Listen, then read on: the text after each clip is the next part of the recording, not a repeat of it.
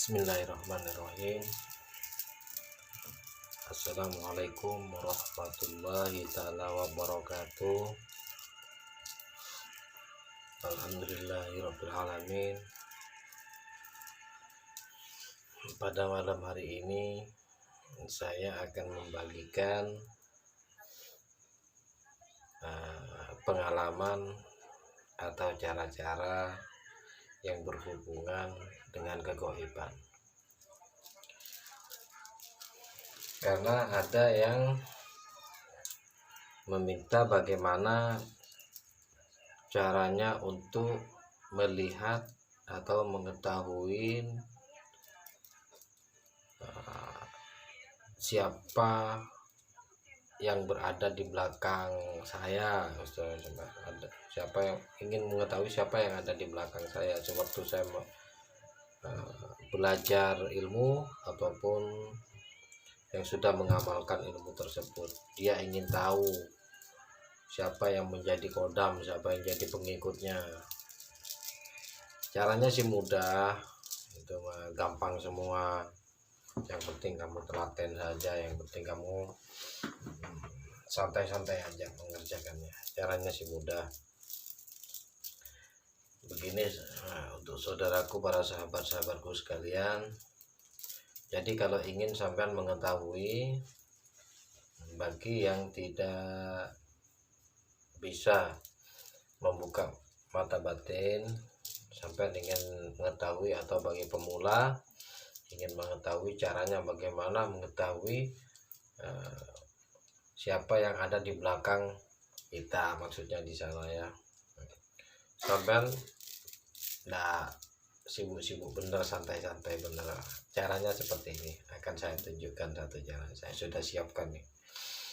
Begini, saya gerakkan kameranya ya. Yang sampean perlu dimiliki, diusahakan ini ada ini. Nah, itu ya. Ada kaca, juga ada lilin. Ya, paham ya? Kaca sama lilin. Ya. Jadi ini maksudnya kaca. Nah, ini lilin dan yang ini kaca itu ya, kaca. Ya, itu ya. Jadi caranya seperti itu.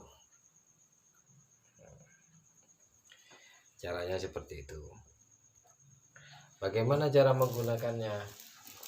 Cara menggunakannya, sampean kan tempat kaca di depan sampean waktu di sampean mengerjakan amalan itu ataupun wiridan tersebut atau ilmu-ilmu yang sampean pelajari.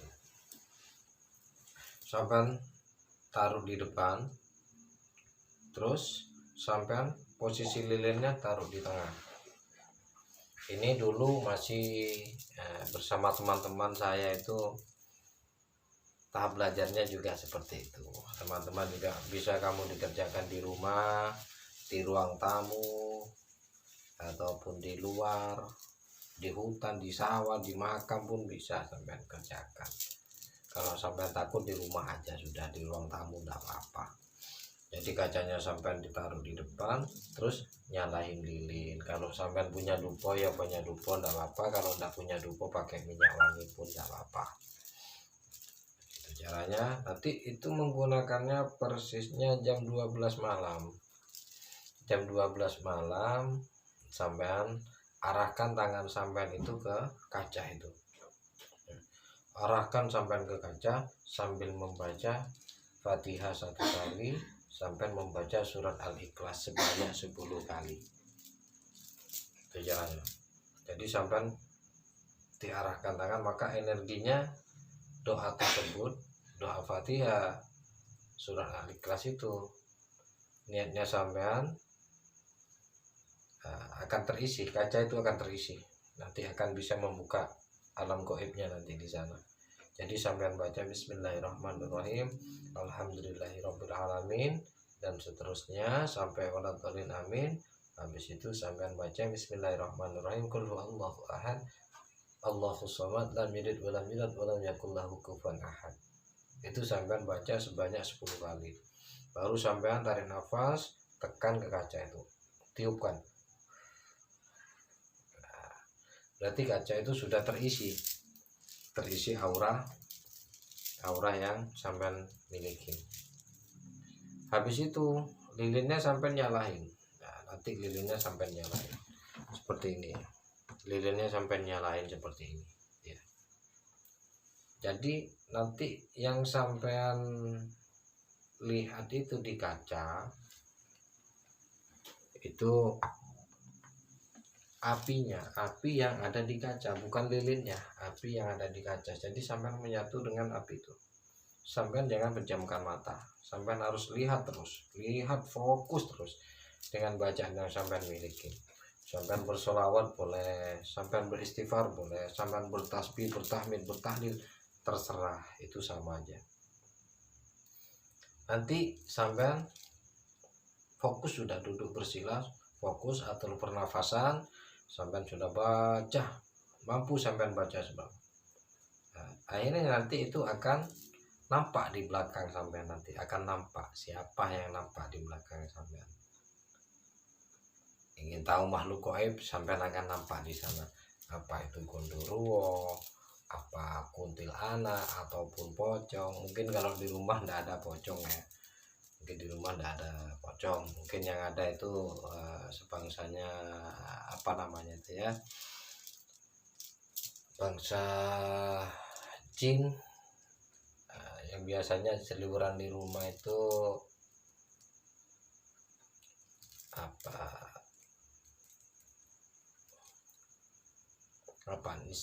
Nisi Sibian apa gitu ya. Nisi Sibian itu badannya hitam semua, Nisi Sibian, lupa saya nama jinnya itu sudah.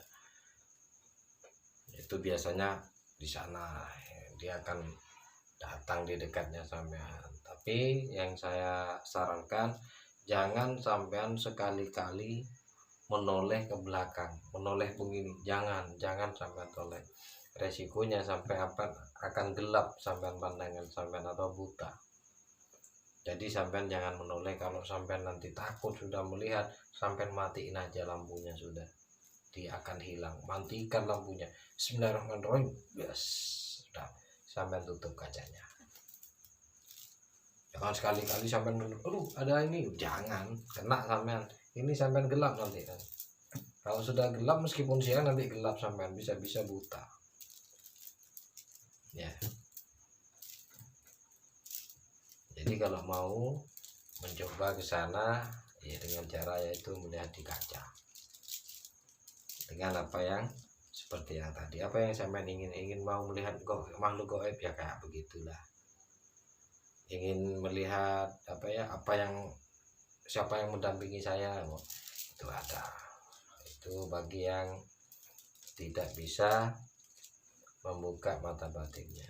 Tapi kalau yang sudah bisa, tidak usah pakai kaca. Dia melek ini aja bisa, minta sama Allah dia melek sudah bisa. Tapi kalau yang tidak bisa, ya tidak bisa. Dengan cara seperti itu aja. Jadi itu lebih biasanya dipraktekkan banyak sama teman-teman itu kayak gitu, praktek di rumah, di kos-kosan itu juga bareng sama-sama. Dia akan sama-sama nampak nanti. Makanya cuma saran saya, kalau sudah nampak di kaca itu sampai jangan menoleh ke belakang, sudah lihat aja di kaca seperti apa makhluk jin itu, makhluk siluman itu seperti apa, apakah dia cantik atau buruk. Kalau di kaca enggak bohongin ya. Kalau kamu sih kalau kayak gitu nanti dibohongin. Tapi kalau di kaca enggak, kalau buruk, kalau tampan sih tampan, kalau cantik. Tapi biar tahu sampean enak enggak melihat makhluk gaib itu. Kalau makhluk gaib yang cantik ya udah ada bosennya gitu. Tapi kalau yang buruk ya enggak enak, makan enggak enak, baunya terasa, baunya amis, bau bangke ya. Apalagi kalau ketahuan pocong, barang pocongnya kan bau bangke. Kalau si pocongnya si baru ya baunya sih mending kan, bau kembangan. Tapi kalau sudah lama busuk baunya, tidak enak ya, makan pun tidak enak. Tapi ini saran bagi saya, jangan sekali-kali menoleh ke belakang.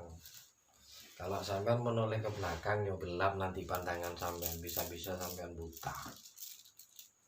Kalau sampean takut ya sudah, nanti matiin aja. Aduh yang datang. Yang datang nanti kan ada yang matanya bola, ada yang giginya bersiung, berdarah atau ya. Sampean matiin aja kalau takut. Matiin lampunya, sampean tutup kacanya. Tidurin kacanya sudah. Sudah enggak ada sudah. Dia akan hilang. Sampai noleh gini sudah enggak apa-apa. Tapi kalau masih ada kaca, sampai melihat di kaca terus sampai noleh, jangan, buta nanti. Nah percaya, buktikan sendiri, enggak butuh lama kok, butuh ketenangan aja. Sama kalau sudah tenang jam 12 malam duduk, sudah jangan ketir di sini. Aduh gimana, takut enggak, udah usah takut, lihat aja nanti.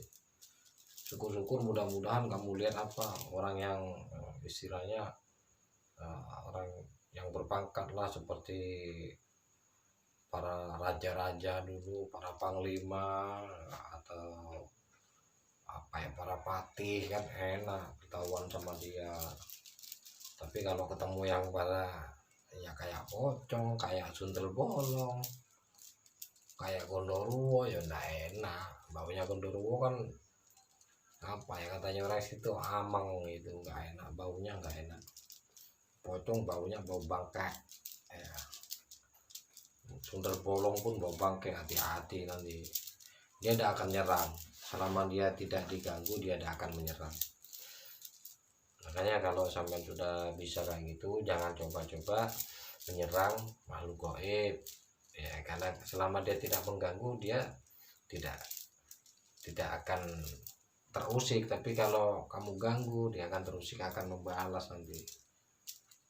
Kalau dia diganggu ya kayak begitu, sama saja dengan sampean. Kalau sampean diganggu terusik, akhirnya sampean kan sakit hati juga, marah juga sama dengan dia. Apa dia bisa membunuh? Bisa juga dia membunuh, membuat sampean gelabakan ya bisa juga. Makanya hati-hati kalau ingin sekedar tahu, ingin tahu melihat, ya dengan begitu caranya. Kalau yang tidak bisa membuka mata batinnya, kalau yang sudah bisa ya tidak apa-apa, tidak usah pakai kaca sudah. Kalau saya sih males mau lihat makhluk kayak gitu, bikin makan nggak enak, baunya terasa terus itu. Jadi saya tidak biasa apa ya, bau-bau kayak, mendingan bau baru harum aja. Nah bau minyak ini harum enak gitu. Jadi saya yang enak-enak aja gitu saudaraku. Jadi saya ulangi lagi, sampean gunakan kaca itu ya, gunakan kaca yang besar kayak tadi saya tunjukin ya. Mau ditunjukin lagi, mau kacanya begini, diambil saya. Nah ini kacanya. Nah ya, kalau mau praktek di sini monggo, ini kacanya ini saya bikin yang besar. Oh ya kan, oh itu ya, sampai kayak begini kacanya. Nah, ini kacanya, saya taruh lagi. Terus sampean sediakan lampu lilin. Kalau sampean tidak punya lilin ya bikin dari kapas, itu sama aja, yang penting ada apinya. Sampean padamin semua lampunya, baru sampean nyalain jam 12 malam.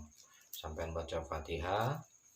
Sebelumnya sampean tawasul, biar sampean punya tameng dulu, tawasul kepada Allah, kepada Nabi Muhammad SAW, para sahabat, para aulia, para anbiya, para syuhada, dan para wali songo, dan wali-wali semuanya, para guru-guru semua. Baru sampean baca Fatihah. Baca Fatihah 1 kali, baca surah dan ikhlas 3 kali. Sampean arahkan tangannya ke kaca. Begitu selesai, sampean lepas dengan tiupkan ke kaca, maka kaca itu akan terisi oleh aura sampean. Ya nanti tergantung dari yang sampean sendiri, auranya sampean seperti apa, sampean akan melihat makhluk seperti itu. Semakin tinggi auranya sampean akan melihat yang lebih tinggi juga makhluk ini tuh auranya itu. Jadi itu cara untuk sampean melihat. Ingin tahu siapa yang ada di belakang saya, ingin tahu makhluk gaibnya Allah seperti apa, bisa kan sampai dipahami, bisa dimengerti. Tapi yang saya sarankan, kalau sudah nampak di kaca itu jangan sekali-sekali sampai menoleh ke belakang. Kalau sampai menoleh begini, maka pandangan sampai akan gelap, bisa-bisa sampai buta, bisa-bisa buta permanen. Makanya kalau tidak pas hati, jangan coba-coba. Kalau pas, monggo sampean. Kalau sampean merasa takut nanti, aduh dia mendekat, udah matiin lampunya, plus tutup kacanya, aman sudah, tidak ada, dia sudah hilang gitu. Nah, nampaknya dia kan di kaca, bukan di sini. Jadi nampaknya di kaca, sampai plus matikan lampu, dia tutup. Itu aja sudah selesai. Baru berdoa sama Allah, alhamdulillah saya sudah melihat makhluk ciptaanmu ya Allah yang berbentuk pocong atau yang berbentuk jerangkung lah sembarang ya. Sangat mudah mengerjakan, tapi jam 12 malam ya monggo. Nggak ada melihat hari Jumat malam, nah tiap malam pun tidak apa-apa buat latihan sampai. Oke, dengan latihan seperti itu nanti mata batin sampai akan terbuka juga. Kalau punya amalan mata batin sampai baca kayak gitu, nanti akhirnya akan terbuka juga nanti dengan sendirinya. Hebat malah nanti tanpa dibukakan oleh guru, sampai bisa buka sendiri. Hebat nih sampean, nggak usah khawatir, lebih bagus hasilnya nanti. Asal jangan noleh ke belakang ya, jadi titip kayak gitu. Begitulah para sahabat, para saudara, mungkin ada yang berlebihan dari cara tutur kata saya atau kurang ya, yang kurang ditambah, yang lebih mohon dimaafkan. Namanya juga manusia, karena ini pengalaman saya seperti itu. Kita bertukar pengalaman, bertukar ilmu, berbagi pengalaman, berbagi ilmu. Ini sangat nikmat, ini sangat indah. Kenapa? Ada kesamaan, ada persatuan dan kesatuan di jiwa kita. Jadi tidak ada sifat iri dan dengki, sombong, riak, takabur. Mudah-mudahan kita dijauhkan dari sifat seperti itu. Saya berbagi pengalaman, berbagi ilmu. Saya tegaskan lagi, bukan kebanyakan ilmu, enggak. Bukan karena saya mumpuni, enggak. Ini hanya berbagi biar sama-sama tahu. Yang ingin tahu, yang tidak ingin tahu ya enggak apa-apa. Bagi yang tidak ingin tahu ke makhluk gaib senengan di sini ya enggak apa-apa, ingin tahu ya monggo, itu caranya kayak begitu saudaraku. Mungkin ini bisa dipahami para sahabat-sahabat sekalian, dipahami, dimengerti ya. Kalau sudah nampak di kaca, titip jangan noleh ke belakang, biar pandangan nanti sampai anda gelap, bisa-bisa jadi kebutaan permanen ya. Begitu kita berbagi, mudah-mudahan ini akan bermanfaat bagi anda sekalian. Kurang lebihnya mohon dimaklumi dan dimaafkan. Akhirul kalam, wassalamualaikum warahmatullahi wabarakatuh.